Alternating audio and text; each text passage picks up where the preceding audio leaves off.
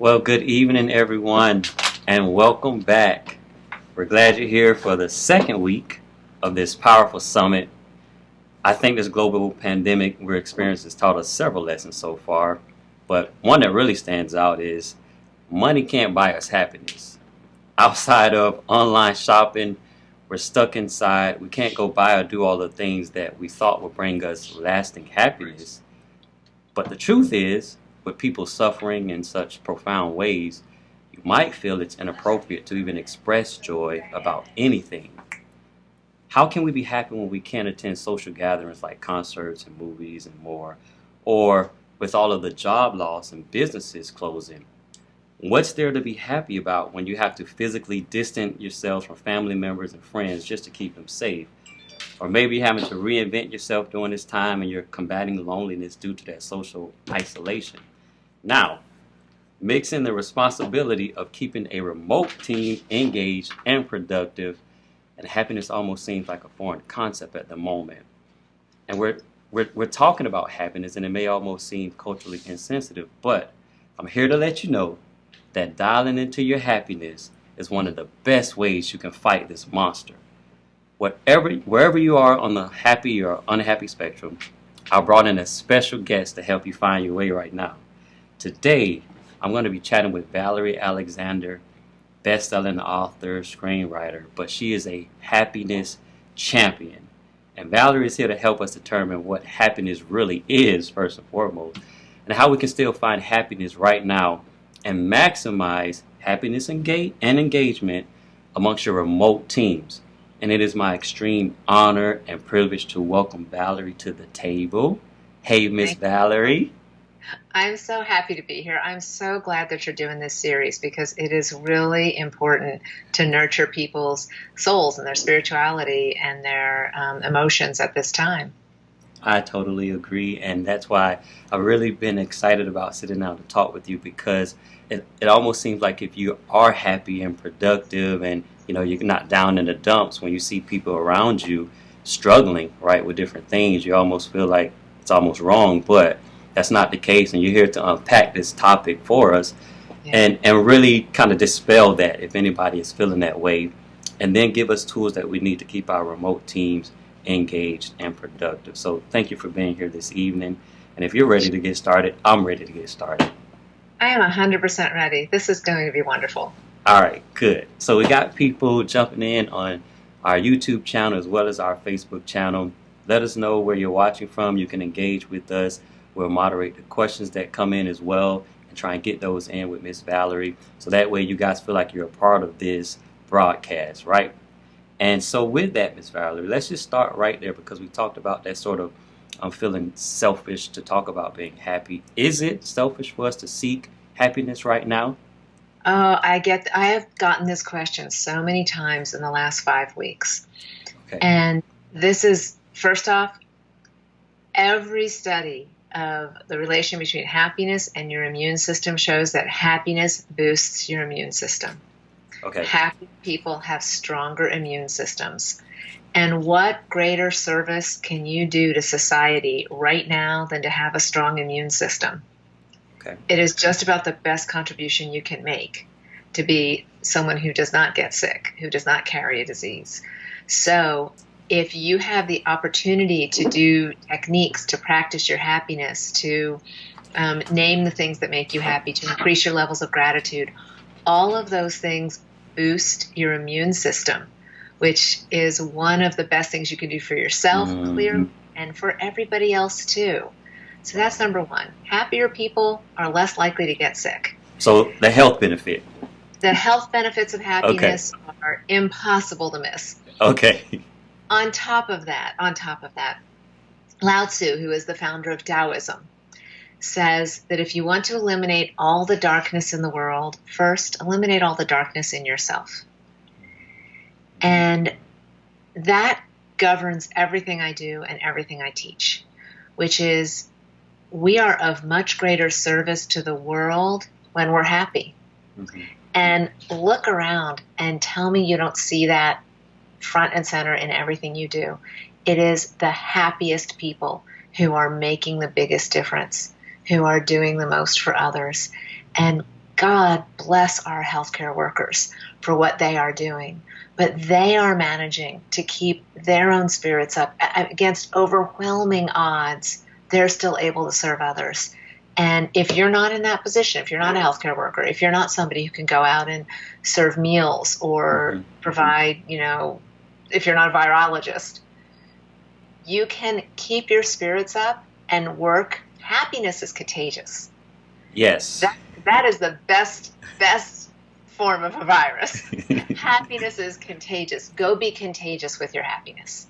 Wow, that's a good point, because if you're kind of feeling broken and down yourself, right, then you go out into the world, you go out into the workplace, or in this case, you get on the emails and the Skype messages and those video conferences, but you're kind of broken inwardly. It's hard to now positively infect those atmospheres, whether it's a phone call or even in your email. So that's a great point to consider. So what is it though, is what that makes happiness sort of a natural healer? Is it what you alluded to earlier, like what's released in our bodies when we are happy? Yes, we've been able to identify a lot of hormones, dopamine, oxytocin, serotonin, other endorphins. Those are the happy hormones. They're the things that bring you up. They give you pleasure. They send the right signals to your brain. More of those are associated with greater immunity. The opposite end is cortisol. Adrenaline is more the fight or flight, but cortisol is our stress response, and cortisol reduces your immunity. So yeah, scientifically we can point to the aspects of inside our body that both augment and impede our immunity, and they are the very things that are increased. They're boosted with more happiness, and they're constricted when there's less happiness. That's good. Some of the comments coming in said that happiness is good for the soul, and said that it was a great quote that you referenced earlier. So yes, that is all good. Now, I found, as I sit down with different leaders when they've reached out to me for coaching and mentoring during this time, that many leaders are really vacillating between being, full of faith and then fear, or being overwhelmed to being optimistic, or feeling hopeful and then all of a sudden feeling horrified. And sometimes in a matter of hours, right, they vacillate between those different states. So how does fear affect our happiness? Well, I will say fear is your most natural human response. The way our brains work, the prefrontal cortex, the part of the brain up here that controls our social interaction, our decision-making, our control of emotions, that is the baby of the brain. That is the newest part of the brain. It evolved itself into existence starting about 2 million years ago. The most ancient part of the brain is the amygdala. That's the part that controls fight or flight, which is our fear response. Yes. So when there's a big brother and a little brother in the room together and no adult supervision, and they want different things, who wins? The big brother. Yes. So when the amygdala and the prefrontal cortex are in conflict, the amygdala will always win. Okay. And that's because the amygdala is our instinctive response, and that is where our fear response comes from. And so right now there are people who are thinking, oh, I should be so much more productive. I should be getting more done. I should be keeping positive emotions. I should be able to reach out to more people. And they're just frozen. Mm-hmm. And that's because most of the amygdala response studies started by saying it was fight or flight when we were presented with a threat. But we're discovering a lot more about it. It's actually fight, flight, or freeze. And I think a lot of people are freezing right now. That's okay. That is the most natural response, because we can't fight. I mean, unless you are a virologist right. People, you're not fighting. Right. We can't flight. We're all stuck in our apartments or our homes, houses, whatever. Yes. So we freeze. Mm-hmm. And that's an okay response. Give yourself grace. Give yourself permission to freeze where you're freezing. Okay. Now, if you're a leader and you have people who are looking up to you and who need you, get your fuel from their need. See that as your version of fight. And get what you need by saying, other people need me. I can step into this. I can step up to this. And yeah, if you're vacillating between being inspiring and being horrified, wow, you're a human being. Just because you're the CEO of a company, well, people might expect you to be superhuman, but stop them. It's an unrealistic expectation. Adjust everybody's. When I used to be a lawyer, and one of my favorite phrases when I was practicing law was, "Let me adjust your expectations." Wow. When I started off my conversation last week with Bob Pergata, that was one of the first things we talked about, because I think, like you just alluded to, sometimes we think that, or we forget that leaders are humans, and they're feeling what we're feeling, and they're going through what we're going through, because right now we're all in that same boat with that hole over there. Nobody is outside of this COVID-19 boat, but Right. It's the different perspective, though, that you can have. When you take a moment to, like you say, freeze, leaders now have the ability to gain a new perspective, though, that it doesn't keep them there, and they're able to kind of continue to adjust and continue to move forward, and then allow their teams to do the same. Would you say that's accurate? Okay. I think if you're a leader, the number one thing your team needs from you right now is stability. They need to see that you got this. So it's okay to express your concerns. It's okay to express your fears. Come at it from a place of vulnerability, not stress, without ever letting your team doubt your strength. Okay. Because you can express vulnerability, you can express fear without letting them doubt your strength. And what they need from you is stability. They need hope. They need compassion. And those things, if you're just sharing that we're going to be okay, we're going to come through this, our company will come out of this at the other end. And the other thing I say to leaders is make sure everybody understands your decisions, but those people work for you for a reason. They're following you, and they're sticking with you, and they're helping you build your company for a reason. And they need to know that your decisions are based, at least in part, on caring for them. For them.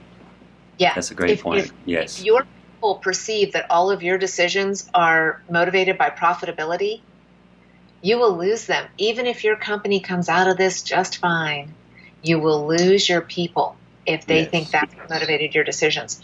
But if you can convey to them that the decisions you're making are motivated by their health and safety and the health and safety of your community, even if it's the exact same decision, you will still have everyone's buy-in, even on decisions that hurt them. You will get buy-in on decisions that hurt people when they understand those decisions, when they know where they came from, and when they see them coming from a place not of how much more dimes can I put in the bank, but, yes, ma'am. How much more, can I care? Oh, that's really good. So why do you dub happiness as the new engagement? Well, companies always hire me to come in and talk about engagement. The company said, we want people to be more engaged. And here's the thing. Happiness in the workplace, happiness and engagement are the same thing. They're the exact same thing. And it takes the exact same managerial efforts to get happiness for your employees as to get engagement. Okay. But happiness, if you're the CEO, happiness is about you. Okay. Engagement. If you're the CEO, engagement is about you. You're like, I want my employees to be engaged. Happiness is about them. Yeah. Okay. Because here's the deal. Like, nobody ever got home at the end of a horrible day at work and say, oh, I am so unengaged in my job. What do they say? I'm so happy at my job. I'm so happy with what I do. Yes. I'm so happy at my job, or I'm so unhappy at my job. It's what they tell their roommate or their spouse or their cat or whoever they talk to at the end of the day. Think about in the Bible, Matthew 7:12, Jesus said, "Do unto others as you would have them do unto you." And when he spoke those words, he was speaking about how we're supposed to treat our enemies. Our enemies. Mm-hmm. Yes, and somehow that got translated into treat others the way you want to be treated, and that got called the golden rule. That is the worst. That is the least golden of all rules. Treat others the way they want to be treated. Mm-hmm. Your employees want to be happy in their jobs. Right. So approach your goal as to make them happy in their jobs. This will make them engaged. And when they are engaged, they will be better at their They will be jobs. better at the jobs. Right. If you approach employees and like, I need you guys to be more engaged, why do they care? Why should what's in it for them to be more engaged? If you say, I want, wait a minute, think about your spouse. How would your spouse react if you said, I want you to be more engaged in this marriage? How does that sound? Right. What if you said to your spouse, I want you to be happier in this marriage? Sounds like you're... Yeah. Go ahead. No, one of them sounds like, I want you to do more for me. Yes. And one of them sounds like, I want to do more for you. This is for me. This is what for me, what the other is saying, this is what I'm going to do for you. Yep. Wow. So when we're thinking about, the way that, and this is the premise of relational leadership network, is that if we can build those strong relationships with the supervisors and, even senior level leaders, when they have healthy relationships and they have happy employees, the engagement is going to be high, right? But I think sometimes we kind of start backwards with trying to get more out of them, right, without taking care of them. And what you're saying is you take care of the employees, and in turn, one, they're going to grow and they're going to mature in their profession, right, and get to do great things. But then they in turn do great things for the company, the corporation, or the business. So, yeah. It's funny. I tell companies all the time, when people are happy, they are better. They do better in their jobs. And there are 3 long-ranging happiness in the workplace studies in this country. One is Harvard Business School, one is Gallup, and one is UC Riverside. And there are all kinds of fantastic statistics that have come out of those studies. But one is that when people are happier, they are better at their jobs. Mm-hmm. And leadership always thinks it's the corollary, that when people are good at their jobs, they're happier. Sometimes, but sometimes not. There are people who are the best in their entire department at their jobs, and they're looking around and they're surrounded by people who aren't keeping up. Mm-hmm. Those people aren't happier. They're not happy. No. Yep. Nope. There's people who are great at their job, but they have reached some ceiling because in their company there's nowhere for them to go now. Mm-hmm. It doesn't matter how good they are at their jobs. They can't. They have no higher level of compensation, no higher level of promotion, engagement, whatever that they can get. There's a point where those people are going to become less and less happy. But the opposite is 100% true. The happier people are, the better they do at their jobs. So rather than focusing on making people better at their jobs, focus on making people happier, and they'll get better at their jobs. That's great. In the comments, they're saying, yes, yes, think of others more than yourself. Yes, yes. Oh, good. So, how can leaders leverage this opportunity right now to build deeper connections with their teams? Oh, well, right now is a fantastic time. There are people who are like, what is this girl saying? What do you mean? Now it's a fantastic time. Right now, if you're a leader in a company, you probably have people in your company you have never interacted with. Well, have office hours once a week. Have 2 hours a week where you open up a Zoom meeting and you just sit there. And if nobody shows up, fine, nobody shows up. But let everybody know everyone's welcome. They're welcome to show up and just say hi. Learn a little about me. I'd like to learn a little about you. If you have a question about the company, I will answer it as honestly as I can. If you need something that's not being taken care of, please come. Just stop in. Every Thursday from 11 to 1, I will be staring at a Zoom. And if it's just you on your own, fine. So that's one great thing. That is one really great thing you can do. I have a webinar I'm giving for companies, a training and webinar session called How to Maximize Engagement for When Leading Remote Teams. And one of the things I talk about is you have to be really intentional now. For the longest time, leaders could do what's called in the business books MBWA. Management by walking around. And you can't do that now, can you? So no. if you have to be intentional, that's actually a good thing.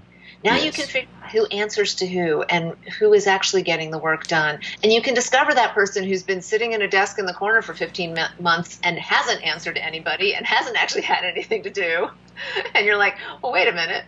Let's find something for that person to do. Wow. So you can, as a leader, you can have a lot more contact with your people than you did before, and you can make yourself more accessible to them, and you can really rise. People are going to remember how their leaders are handling all of this. And it can, how you respond now, whether it's good or whether it's bad, it will be remembered. So be intentional. What are some of the things that we need to be intentional about? Oh, communication is the biggest.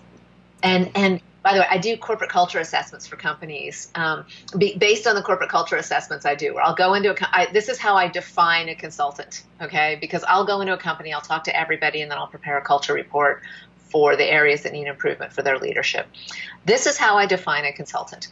It is a person who asks your employees the questions you should have asked them, and then charges you six figures, tell you the things your employee would have told you for free. If you had just engaged them. If you had just asked, I should be out of business as somebody who goes and asks your employees and then tells you what they need. Wow. But I'm out of business. And so, because they're not asking the companies, they're asking you to come in and ask them for them. Listening to their employees, it's such a disaster. I can't even tell you. But then I to a company, every single one of them, I have 3 proprietary questions I ask to get to the heart of what's going on in the company, and every one of them, one of the top 3 complaints is communication. Okay. Once a company has more than, I'd say, 30 employees, there is a communication problem. There are departments who don't know what other departments are doing. There are policies being changed without it being explained to anybody. You are in a fantastic position now to be able to communicate better. So be intentional about communication. Okay. That's number 1. Number 2, these workplace happiness studies I was talking about, Harvard, Gallup, and UC Riverside, they all came to the exact same conclusion about happiness. This is what tech companies in the Silicon Valley keep getting this wrong, because they somehow think, add foosball tables or, give people a vacation. That is not what makes people happy in their jobs. Okay? So Harvard calls it making progress on work that matters. UC Riverside calls it your sense of accomplishment. Gallup calls it being able to put your skills to use. All of those are saying the exact same thing. We are happy in our jobs when we feel like we can get stuff done. Accomplish something. Yep. When I was practicing law, I was an IPO lawyer. I took companies public. I was the lead attorney on E-Trade for their IPO, and my firm had technology clients, but we also had a lot of retail clients. And I was walking in the mall with my dad one day, and we walked past 3 stores in a row, and I stopped and I turned around and I said, I worked on all of their public offerings. And my dad said, I took all 3 of these companies public. Wow. Like I was looking at their marquees.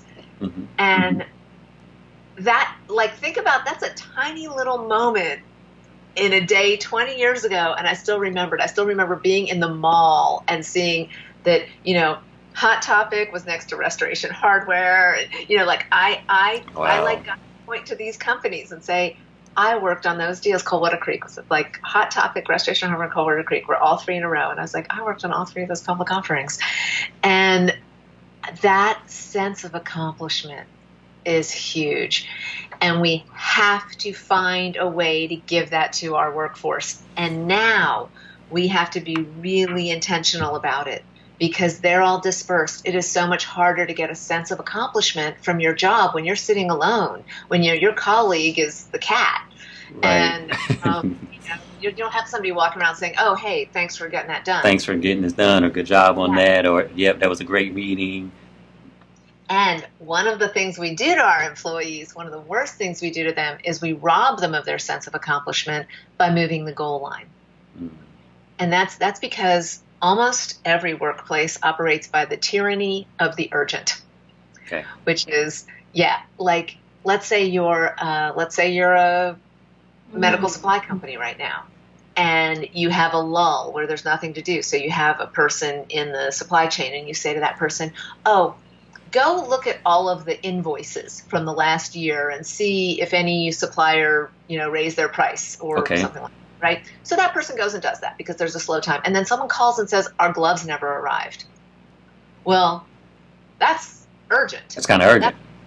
Yeah. So you go to that person working on the invoices and you say, "Hey, go figure out where their glove shipment is." Right? That's the most natural thing in the world. As a leader, you've got to solve that problem. Go figure out where the glove shipment is. And you don't think twice about that. But for your employee, that is an extremely destabilizing encounter because they're in the middle of working on something. Wow. And it's something they feel like they're supposed to get done. And when you say, "Go check on that glove shipment," well, they don't know, am I supposed to finish this first? Was I doing this too slowly? Is this not important? Was this my fault? Is the glove shipment my fault? And I always say this, if you are standing higher on a ladder than someone else, how is your view compared to theirs? It's going to be better. You can see things. Yeah. So if you're higher on a ladder, you have a better view. You have to communicate that view. And so you don't say, "Hey, stop that and go find the gloves." You say, "Hey, thanks for working on those invoices. A client's glove shipment didn't come in, and that's more important. I need you to go do that, then come back and finish with the invoices. And I know you can handle that glove thing." Wow. So doesn't that sound empowering? It does. It does, because you're able to now, like you say, because you had that higher view, and you engage them in that way, you're actually taking away that sense of fear that, "Oh my God, I just messed up on something." Because that's probably the tendency. And usually when a sudden change happens, we always internalize it. It must have been something that I did or did not do. Because that's a sudden change. Even if it's to change direction in the project you have me working on without some of the backstory, I'm going to automatically think, "Man, okay, I didn't do something here, right?" And they didn't even come back and explain it to me. So that's great. I see in the chats they're saying she is on point. She is on point. The things she's saying sounds like what happens in my line of work. Oh, everybody's company, the tyranny of the urgent. So I want to give leaders a really good device for remembering this, because that was a lot of words. Trust me, that was a lot of words. Okay. And so here's what I say. You lead with appreciation.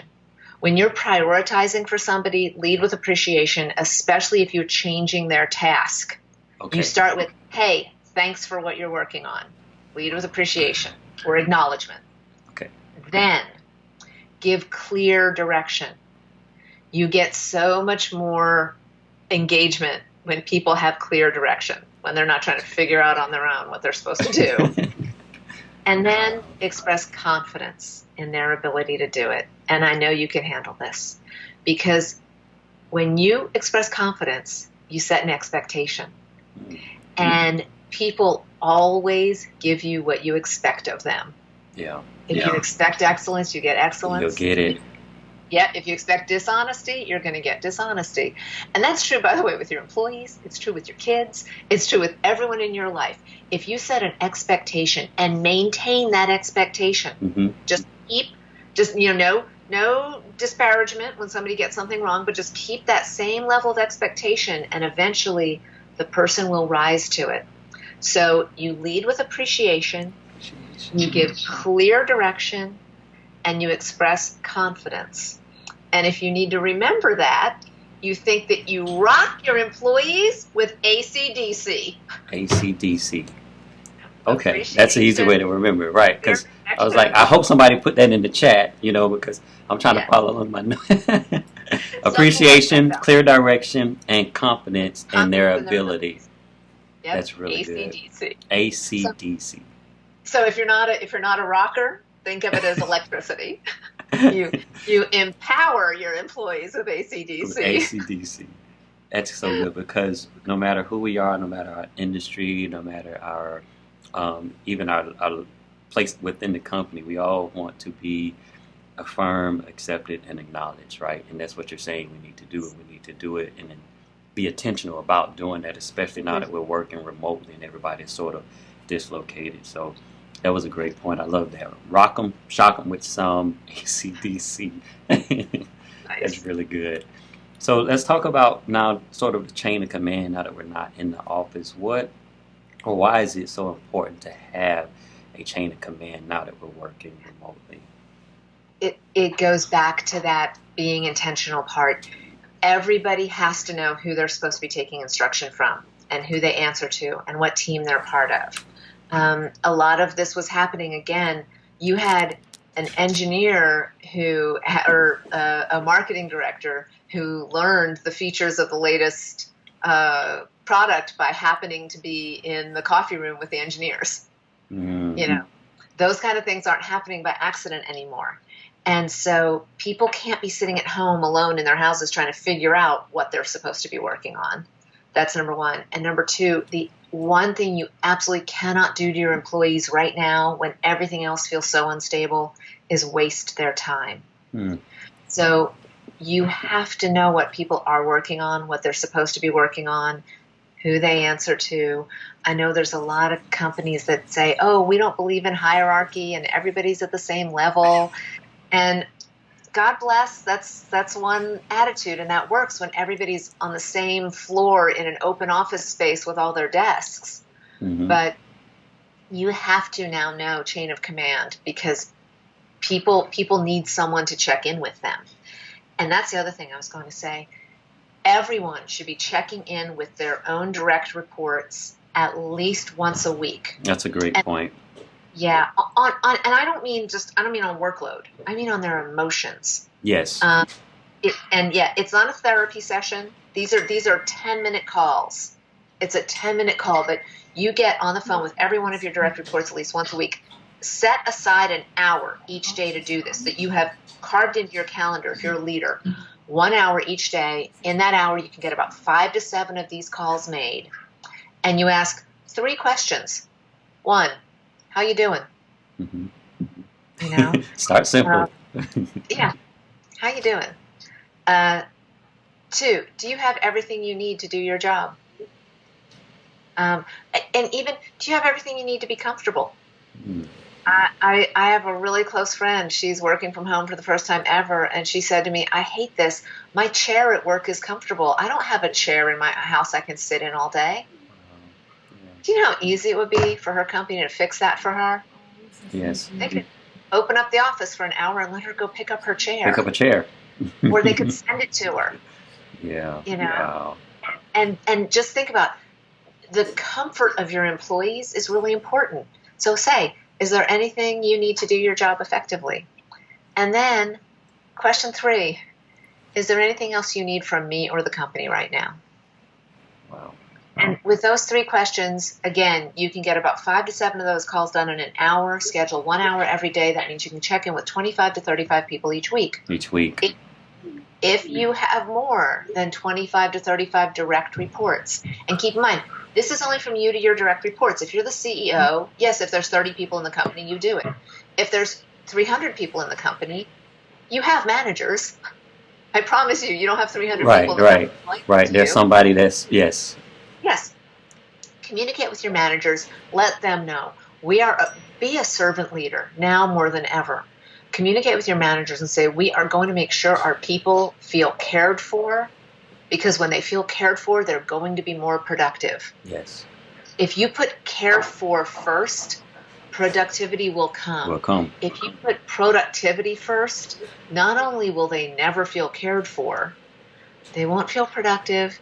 And chances are when all this ends, the people you'll lose are the people who will remember that you felt that way. And I always say this about everyone in your company. You lose the people who have options. Yes. So, yes. Yeah. Yes. Make sure. Yeah. That goes back to what we talked about earlier about being intentional. And it sounds so simple, but I think because we're all trying to make this shift and pivot and we're worried about so many things that some of the small things like how are you Do you have everything you need to do your job? Is there anything I can do for you? It may not even be at the forefront of the conversation that we have with those employees, but I see in the chat that folks are saying those are the topics that I begin every one of my conference calls with: communication, belong and give good instructions, recognizing success. Everybody is saying yes, yes, yes. Really good. And I want to share. I was helping a company recently that is facing challenges with the remote workforce, and they have got a conflict because about half the people have kids, and about half the people don't have kids. And the people who have kids, they have been thrust into a situation that they did not sign up for. Mm-hmm. Believe me. Right. This is not expect to be working from home and not having childcare. Right. But the flip side is that has put more burden on the people who don't have kids. And their thought is, why do I have to get on a meeting at 7 o'clock at night because you can't be in a meeting between 1 and 3 p.m.? Yeah.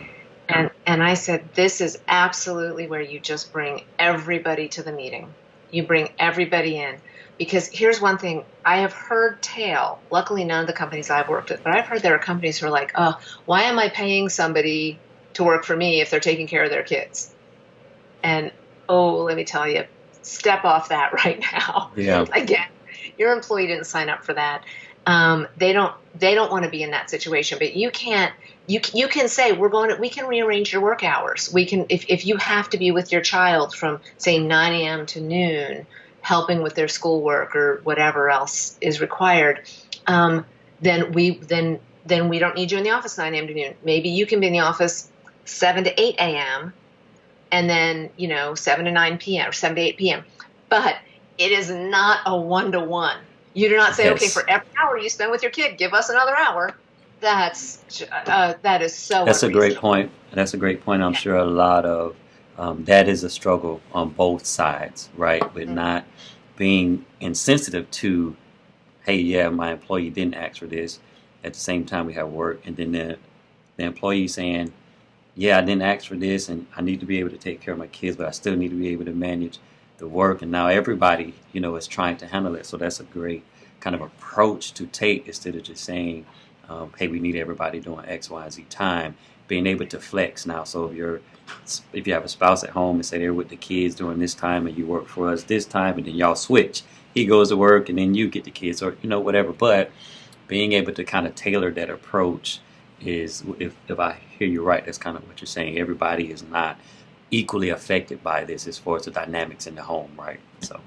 And ask the people who don't have kids, or like maybe feeling put out by it, say to them, look, we understand you are not in this same situation, but we need you to step up too. This is our whole company as a family, and we are not going to penalize some people for having children.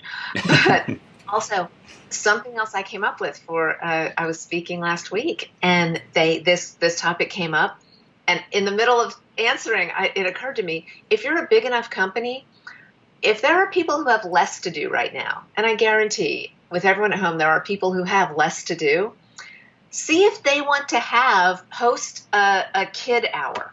Like, why not have a homework hour? Like, I would do that. If I was at a company and right now I didn't have as much to do, I could easily handle homework up to about 8th grade probably. Right. I would say, yes, from 3 to 5 p.m., I'll sit on a Zoom call and I'll answer homework questions for kids.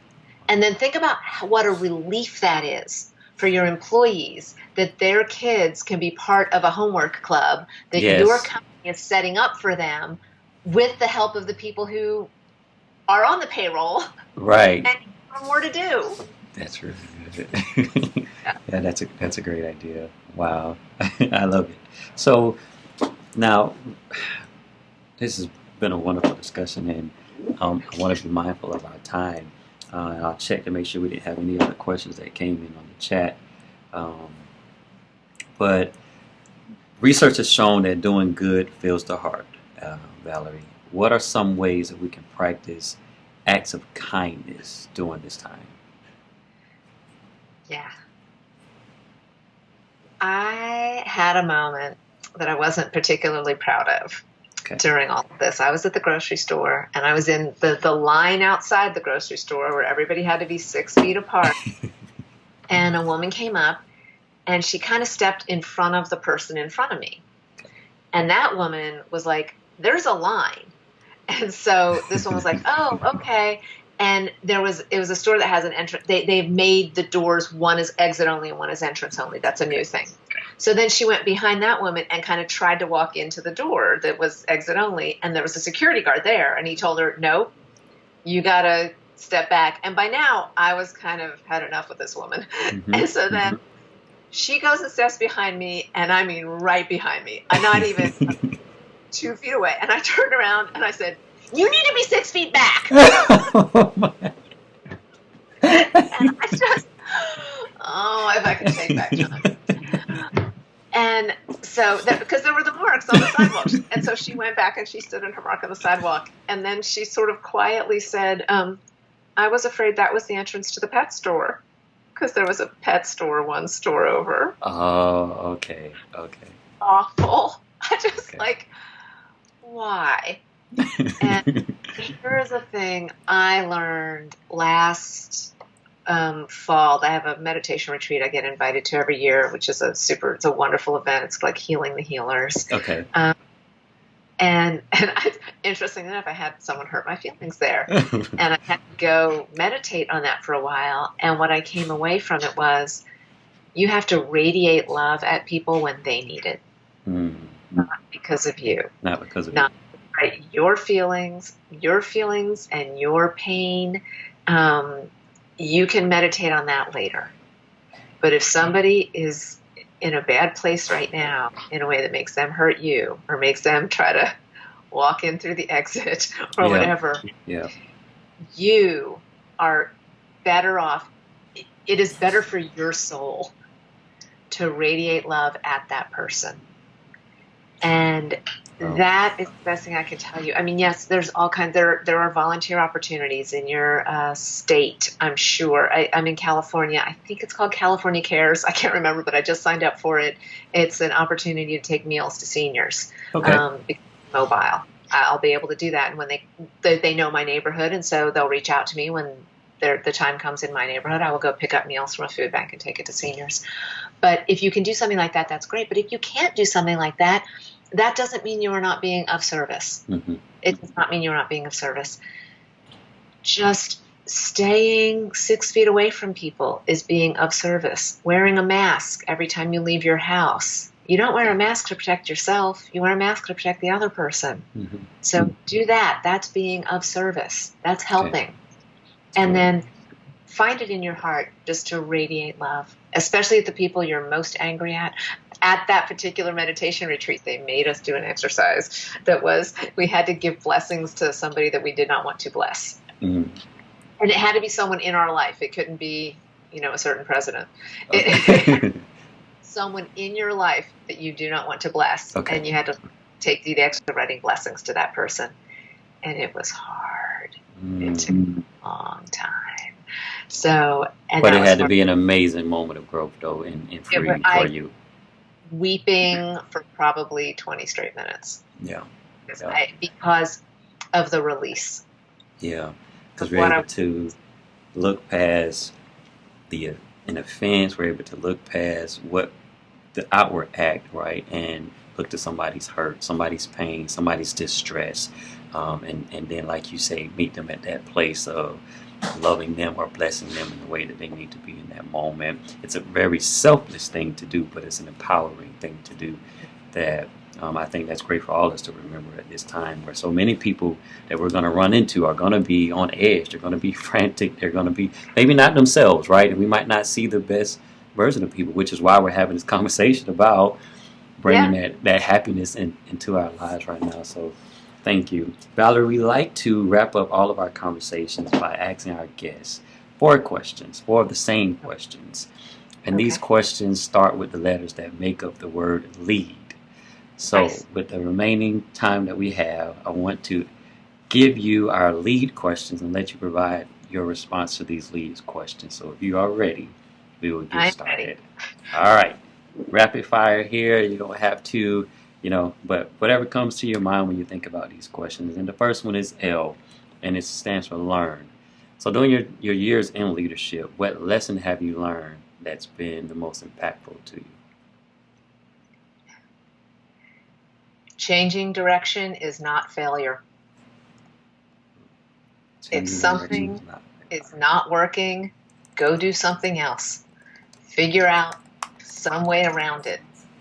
Whether it's a method that you have to change, or whether it's shutting down a company that is not going to survive, or quitting your job as an investment banker to go take care of your mom when she was sick, and then coming out of that and becoming a screenwriter. Wow. Changing direction is not failure. Even if it's under circumstances where things aren't going well. Not going well. That's okay. The failure is sticking with what's not working. Okay. Because of, ego or commitment, or, or like commitment to something that doesn't work. Change. Yeah. So anytime in your life when things are not working, it's okay to change direction. Okay. They said in the chat, that's good. That's good. Change of direction is not failure. Okay. The A for acceptance. What should new leaders learn to accept when stepping into a leadership role? Ooh, I will say this really direct, in the direct form of the word accept. Accept feedback. Okay. That's good. Yeah. When I do the corporate culture assessments, and I go into a company, talk to all their employees, and prepare a report for management, I will always say to them, I'm going to tell you what your employees tell me. And I will probably be able to tell you why they're saying it, but I will never tell you who. I will never tell you who has said it. Okay. And you just have to live with that. And every time in the initial meeting, like, yep, got it. And then we're in the delivering of the report, and I don't think I get to the third point before I'm like, oh, and something else the employees have a problem with is the parking policy or whatever. Who has a problem with it? Like, I told you. And it is, I will share, it is one of the flaws I have seen in more mediocre leaders. They're not bad leaders. They're definitely not great leaders. But in the mediocre to marginally good leaders, they just don't want to hear from people what's not working. Mm. Yeah. Yeah, we see that all the time. Yes. Yep. Wow. Okay, so that accept feedback. I like it. And Thanks. the E. Oh yeah, we went reverse. Oh yeah, we reverse. I skipped E. Reverse. All right, so we're going back. Yeah. So I'll go back to E. Go back to E, Valerie. E for expectations. What do you think is the number one thing people expect from leaders?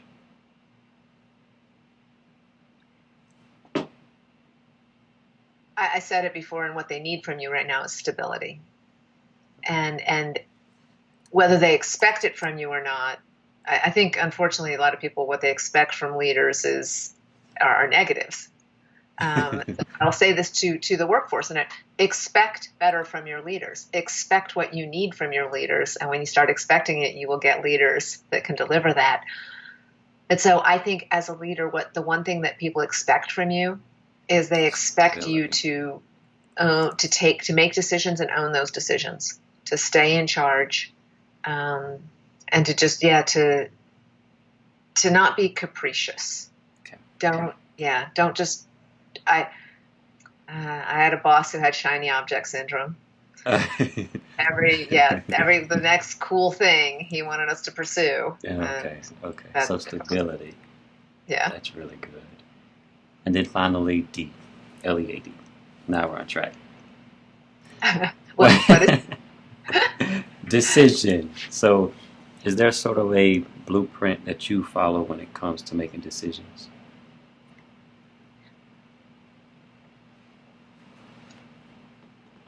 Let me try and think, because blueprint is an interesting.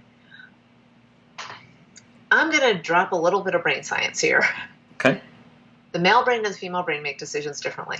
Our prefrontal cortex evolved itself into existence after we were living in tribes and our tasks were determined by our gender. So the men who were succeeding and passing their genes on to the next generation were the ones who were excelling in hunting and combat. Excelling in hunting. Mm-hmm. Yes, I read this in your book. Yes, which requires, I have a book about this, but which requires quick decision making and risk. Okay. The women who were succeeding at passing their genes on to the next generation were the ones who were excelling at consensus building and zeroing out risk, because the women were responsible for the offspring of the tribe. Mm. And so we took no risk. And so decision blueprint is really hard to find because companies have different metrics for what makes a good decision.